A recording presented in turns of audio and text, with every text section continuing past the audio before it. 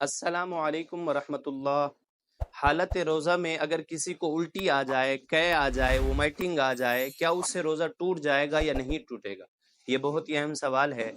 تو اگر کسی کو الٹی آ جائے تو اس کی تین شرائط ہیں، اگر وہ تین شرائط پائی گئیں تو روزہ ٹوٹ جائے گا۔ اگر ان تین شرائط میں سے ایک شرط بھی نہ پائی گئی تو روزہ نہیں ٹوٹے گا۔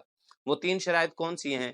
کہ روزہ دار کو روزہ یاد بھی ہو، اور اس نے جو الٹی اس کو آئی ہے اس نے کوئی ایسا عمل کیا، خود بخود الٹی والا عمل کیا کہ اسے الٹی آ جائے، جان بوجھ کر الٹی کرنے کی کوشش کی۔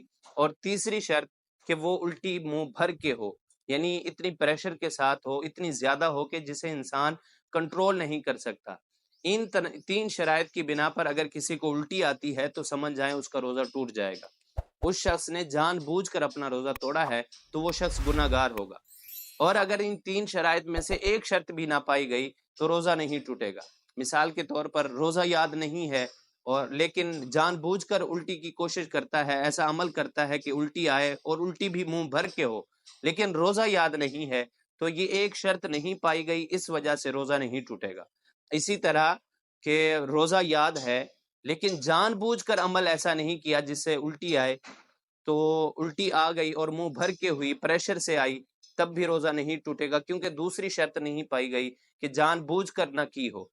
اور تیسری شرط، مثال کے طور پر روزہ یاد بھی ہے، جان بوجھ کر اس نے کوشش کی ہے کہ الٹی آئے، لیکن منہ بھر کے الٹی نہیں آئی، اتنی زیادہ نہیں آئی کہ انسان اسے روک نہ سکے۔ تو یہ تین شرائط میں سے اگر ایک شرط بھی نہ پائی گئی تو روزہ نہیں ٹوٹے گا۔